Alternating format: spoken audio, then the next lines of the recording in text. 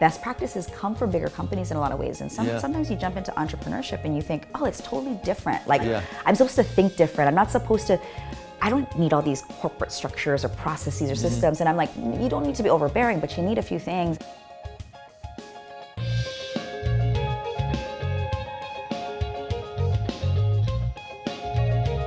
Today we have Jennifer Kem, who is a brand strategist and marketing expert and the creator of Master Brand, TM.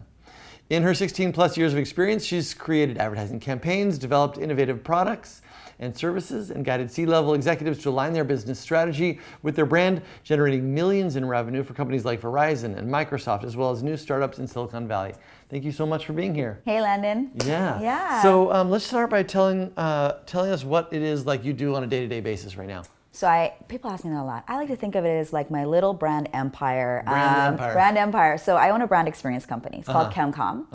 And for many years before I jumped into this new world, I was doing like you did in our awesome intro. So thank you for that. And we still work with actually companies like Microsoft and Verizon. And we actually plant go-to-market teams that build the entire both traditional and digital imprint strategy. And they go to market with a lot of high-tech products. So we still have that business. But in the past 4 years, what's been really exciting for me is building what you mentioned, Master Brand, which is for entrepreneurs. Because entrepreneurs, what happens is a lot of them are either in what I call the 0 to 1 space, or they're in the 2 to 10. And literally the hardest to me journey is 0 to 1 for all of us. And 0 to 1 could look like 6 months, it could look like 6 years, it could look like 16 years. And mainly the reason I think that doesn't happen is they don't have the strategic. And you mean 0 to 1 million, 2 to 10 million, right? I'm actually talking 0 to 1 like if there's a 1 to 10, it's like 0 to 1 anything. Like what's that like next step? Getting it off the ground? Getting it off the ground, like making whatever that big milestone goal looks like. For some people, it's like, I'm going to make 6 figures or it's $1 million. But to me, what tells you you're past point 1 is that you start to trust your strategy. And things start hitting, and then you're putting more money is coming back to you instead of pouring out of you. And so there's that shift or that pivot. And so I think a lot of newer entrepreneurs get stuck there and they think, oh gosh, I have to be perfect. And so for me, what I'm really excited about is that we're able to take the best practices from the big guys and the big gals out there, bring it down to the entrepreneurial level, take those best practices and then teach them how to trust their own blueprint, their own story, their own thing.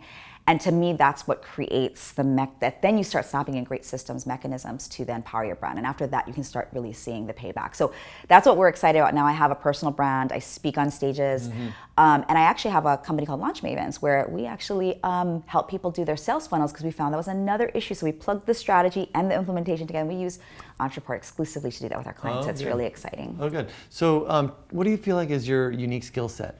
If I were to cull it down into something, I would say, I'll tell you what people tell me. And what people tell me is that I can smell the money in their business. And so I have this sniffer that, and to me, making money is about building a profitable business that people decide they want to follow. And that's what to me a brand is. And so I can see where you're leaving money on the table. I can see, when I work with clients or even in my programs, I talk to people about, here are the places you need to look where you're probably missing the boat because you think you're so stuck on the mechanism.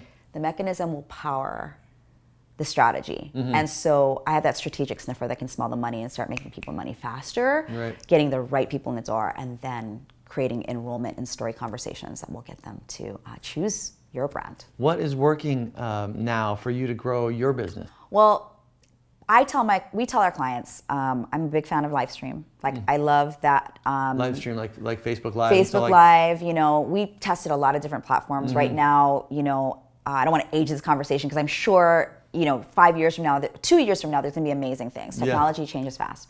But the key is to put yourself in front of a technology and see if you like it. And what I'm really loving is the opportunity for the live interaction with audiences versus webinars and just using those as kind of a webinar platform. It's working really well for us.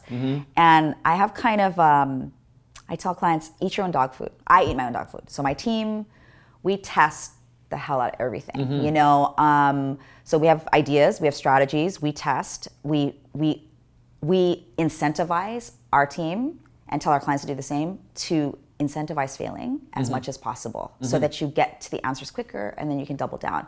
So for us, it's like, have this four-part thing we do in our company and we teach others is strategy, systems, stickiness.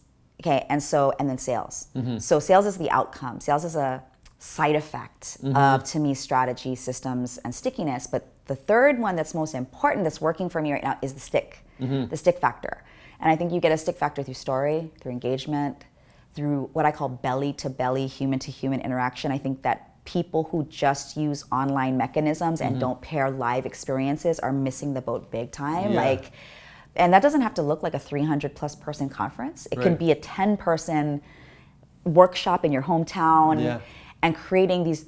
We need multisensory stuff. And for my company, that's what's really working, is teaching people that. And we're seeing huge results from that mixture of both online strategy and then in-person engagement. And then live stream, kind of sticking the two together. Yeah, interesting. So that's exciting. And you're experimenting with so live stream, live experiences. What else in there? What's another test, for example, that you've done recently that has surprised you? Gosh, so many. Really, we're testing our stories too, because one of the things that I tell people, it's funny because your stories are your stories. And I actually believe that your biggest competitive advantage out there is your story, because the thing that separates you and me and anyone else in the business, no one has your story. Yeah. But if you don't tell it in a way that bridges to a solution that the audience wants, maybe you're not using the story that they need to hear, so that they either have resonance or dissonance, right? And so what we've been testing is, what are our authentic stories? We've created a portfolio, and then we bridge it to what we think solutions are that our market is asking for.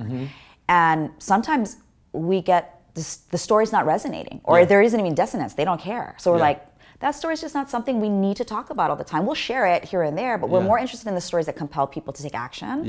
And they're real stories. And again, on the flip side of it, then we just immediately teach our clients to do the same and say, create a brand story portfolio, bridge it to your solution, talk about it, see where you get engagement, and then double down on that story.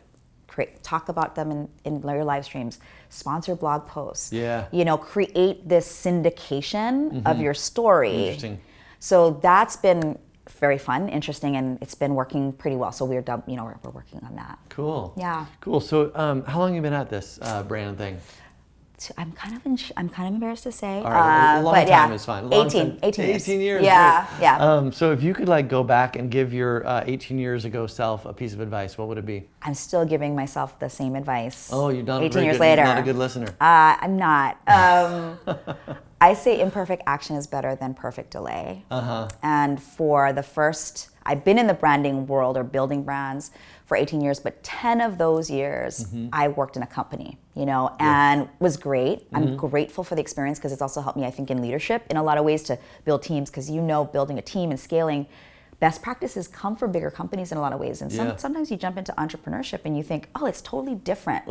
I'm supposed to think different. I'm not supposed to, I don't need all these corporate structures or processes or systems. And I'm like, you don't need to be overbearing, but you need a few things. And I actually am glad, looking back, I would tell my 22-year-old self, be grateful that you have a job, even though I felt uncomfortable. I had 10 years of discomfort, because I knew I was supposed to do something bigger and help more people. But I'm so grateful that I had that, because I think it's how I've been able to scale fast in the past 8 years. So to answer your question, because even the business, I was taught early on by a mentor in the corporate world, imperfect action is better than perfect delay. I made the term up, but that's basically what he said to me. It was like, just take action, don't worry if it's perfect. I was lucky in that way, because sometimes people don't teach you that. So I still would say, looking back, I got to keep reminding myself, even in this world when we're testing, and you sometimes get bummer results, or some people think you're doing awesome, and then they don't know the real story, that you probably had 17 other failures behind you, and you spent a lot of money, a lot of team time, a lot of advertising, a lot of time, which even more importantly, time and energy, and then your confidence gets shaken. So it's like, I literally have that imperfect action is better than perfect delay on my desk, on the team wall. It's really one of the things we live by. So I still just give myself advice on that for the past 18 years. Yeah, good. And when you think about what you're building over time and what you'll be looking back on at the end of your career, what would you like your legacy to be?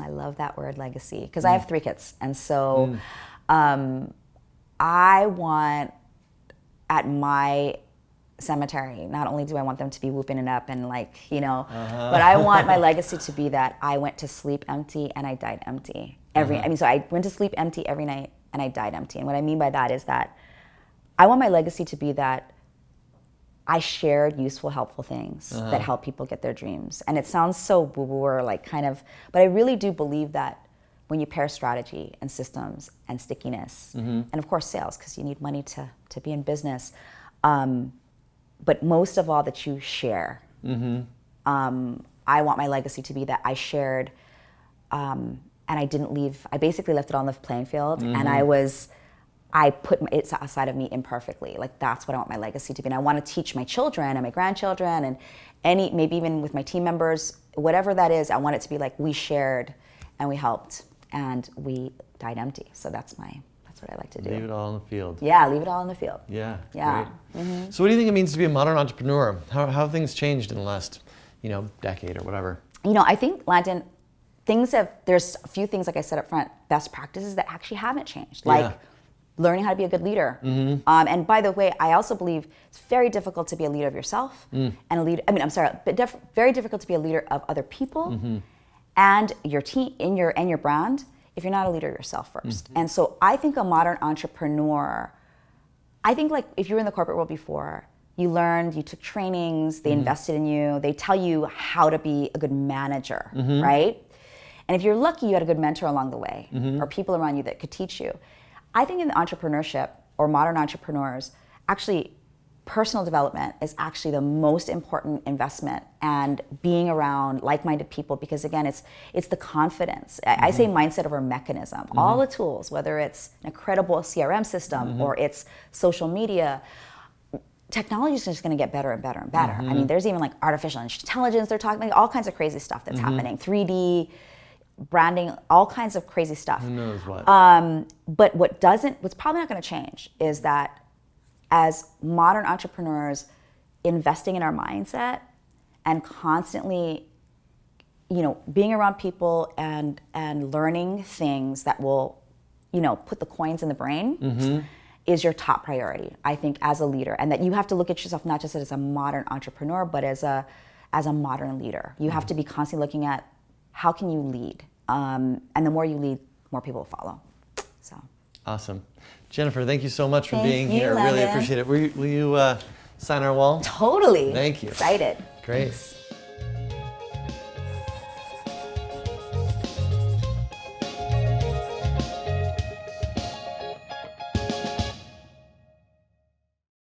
Like where you can physically go and relax and do a guided meditation and meet people with a similar mindset as you in order to build community, because the online is amazing, the online world. Yeah. But we're forgetting the real world. We're forgetting the relationships with people. I agree.